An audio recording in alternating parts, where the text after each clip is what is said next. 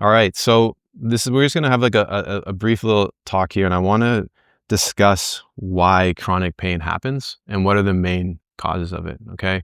And so a lot of you, I just want to, by a show of hands, how many of you can pinpoint the moment like your back thing happened? It's your back pain moment. You're like, oh, I reached down and I blew my back out. Do you guys have that moment if you put your hands up? Yeah, yeah. Anyone else? No, yours are like, yeah. Yeah, some cases it's not always the case, no? Okay.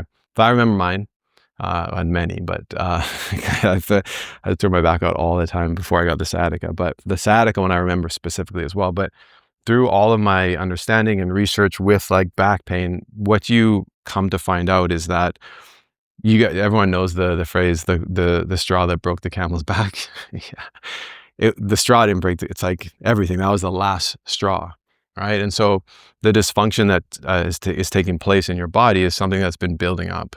Like I said, lifestyle, right? What you're doing. In some cases, it's really a matter of what you do every day, right? So, hey, some people have jobs where they're sitting all the time.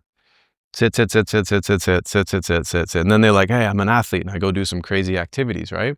But my body is stuck in this, seated position because your body adapts, right? It's a wonderful machine in that when we're in this position, we don't have to do anything. This is great.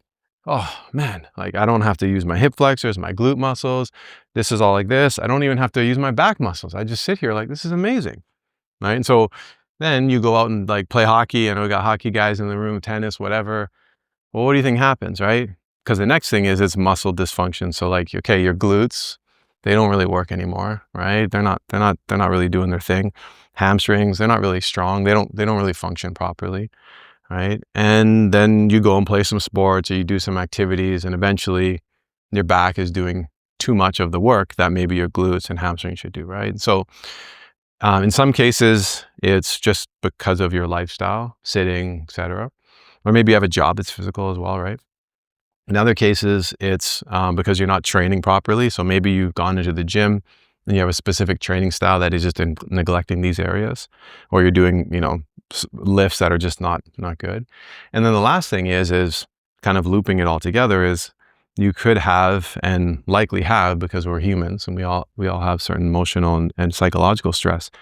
Those things also factor in to how our body manages, right? Just whole overall, right? I know it wouldn't be crazy to say like, hey, if we go through a traumatic incident, all right, our body is not going to be like, we're more prone to get sick. Like these are all real things. Like it's studied already, right? So the same can be said about like blood flow in the body, your muscles' ability to react. Anyone who follows sports, right, knows that athletes will take like rest. They'll do load management in basketball. It's a big one. But taking that a step further, if you don't sleep, so let's say you're in a sleep deficit for multiple days, the chances for athletes injury skyrockets just because of lack of sleep. Well, why would that be, right?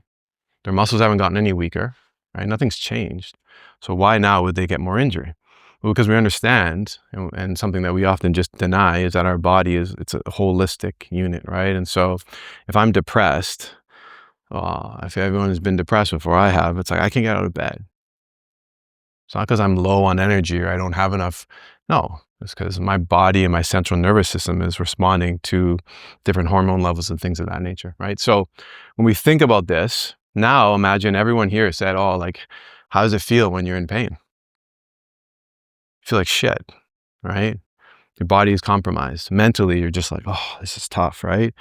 So your body is stuck in that state. And so you have these emotional responses, these psychological responses that are adding to the physical things because they're just intertwined. And so in some cases, it's all three of those things that are causing your issue.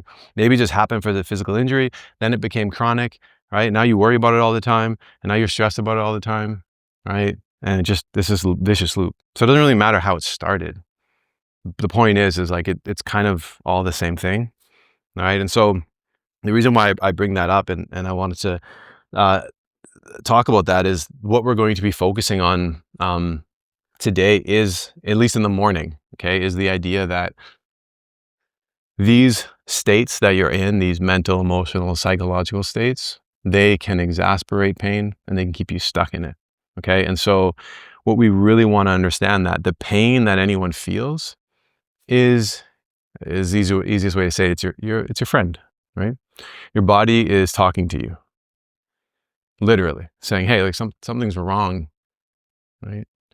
But what we often do, as I talked about earlier, is we just ignore it. We medicate it, we just push through.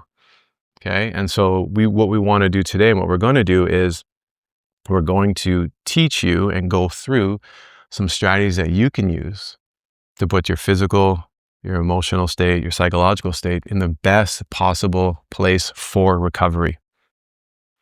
Okay. Because I know right now, when I sleep, if I don't sleep, I should say, I'm like a wreck. I'm an absolute wreck. And so sleep is one thing that you can do, obviously, to recover better, right? We all agree to that, right? If I sleep, I get quality sleep, I feel better. My body recovers. This is when your body rejuvenates, right? But throughout the day, if you're always on high alert, your central nervous system is always irritated, you're in fight or flight mode, you're never recovering. And a lot of times we're in this chronic pain mode, your body's always just like ready to just receive pain constantly, right? And the thing about pain is, yes, you could have pain here, but there's actually, I don't know what the name of this disorder is. There's people who don't feel pain. You can smash their hand with a hammer and they just wouldn't feel. He doesn't feel pain. Yeah. Okay. So just based off that alone, you understand that it's a signal, and it's a relationship between your brain and your central nervous system, right? And so there's this really cool experiment. Do you guys ever see the fake hand arm experiment? Yeah. So like it's like the person sits here, okay, and they have like this partition here, and there's a fake arm, and they can kind of see it, like it'd be like my hand is here. And what they do is it's a fake arm. Their hand is underneath, okay, and then their other hand's on the table, and someone's rubbing the fake hand while they're rubbing their real hand underneath, and they can feel it. But then what happens is they stop rubbing their real hand and they rub the fake hand, and they can feel it, right? Also, people who have lost their hand in like an accident or something, they have pain in their arm. There's no arm, but they feel it there. There's no pain because there's no arm, but their brain is still sending the pain signal to the arm that isn't there. It's a real thing. Okay. And so if we take these same concepts and apply them to your experience, we understand that we can be stuck in this same pain loop, even though there's no physical damage in the area.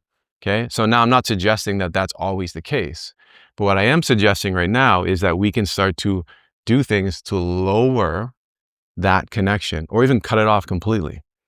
Therefore, you can fix, maybe some of the physical things without you being stuck in the chronic pain part of it. Was it John Sarno's book? That one? Oh, okay. No, yeah. Yeah. So this is real stuff, and it just often kind of gets overlooked. And so I say all that to say, we're going to focus on 3 things this morning. I'm going to teach these to you that you can use them in your day-to-day. Okay. So the first one is going to be breathing regulation. Now, the point of the breathing part is going to be to reduce nervous system hypersensitivity. Okay. You can really control your physiological state with breathing, right? The next thing is going to be something called somatic awareness. So this is just being able to recognize and reduce tension in real time. So being like, oh, I feel tight here. How do I make that not tight without being like stretching and everything like that? Because there's a way to do it without just like cranking on your body. Okay. And then the last thing is movement confidence. Okay. So this is going to be teaching the body that it's safe to move. So moving properly. Okay. So that'll be mainly in the afternoon that we'll be going over that. And we're going to go over some of the other more mental breathing exercises and things that you can use to actually just live a better life and start to like just really take control of this pain. Okay. All right.